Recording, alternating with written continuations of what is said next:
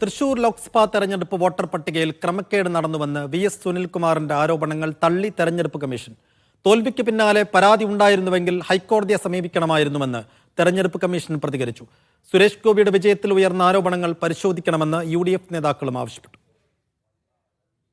വോട്ടർമാരെ ചേർക്കുന്നതുമായി ബന്ധപ്പെട്ടുകൊണ്ട് രാഹുൽ ഗാന്ധി പറഞ്ഞ പല സംഭവങ്ങളും തൃശൂർ പാർലമെന്റ് ഇലക്ഷനിൽ നടന്നിട്ടുള്ള കാര്യങ്ങളാണ്.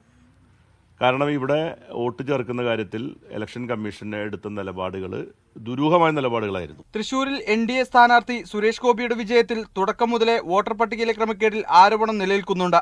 രാഹുൽ ഗാന്ധിയുടെ വെളിപ്പെടുത്തലിന് പിന്നാലെ തൃശൂരിലെ വോട്ട് ചേർക്കലിൽ തെരഞ്ഞെടുപ്പ് കമ്മീഷൻ നിലപാട് ദുരൂഹമായിരുന്നു എന്ന് സുനിൽകുമാർ ആവർത്തിച്ചു.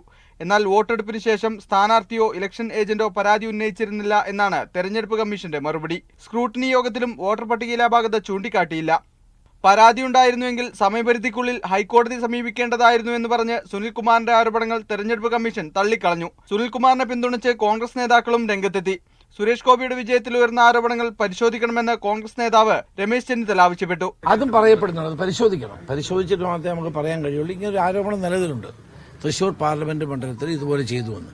പക്ഷെ അത് പരിശോധിക്കപ്പെടേണ്ട കാര്യമാണ്, പരിശോധിച്ചിട്ട് വേണം പറയാൻ. തൃശൂരിൽ അതിഥി തൊഴിലാളികളെ കൂട്ടമായി കൊണ്ടുവന്ന് വോട്ടർ പട്ടികയിൽ ചേർത്തെന്ന് PK കുഞ്ഞാലിക്കുട്ടി ആരോപിച്ചു. തൃശ്ശൂരിൽ പിന്നെ ഈ പുറത്തുനിന്നുള്ള ആളുകളൊക്കെ കൊണ്ടുവന്ന് നമ്മുടെ അതിഥി തൊഴിലാളികളടക്കം പലരുടെയും വോട്ട് കൂട്ടമായി ചേർത്തിട്ടുണ്ട് എന്ന് അന്ന് തന്നെ സംസാരം ഉണ്ടായിരുന്നല്ലോ. വിവിധ ബ്യൂറോകൾക്കൊപ്പം ന്യൂസ് ഡെസ്ക് മീഡിയ 1.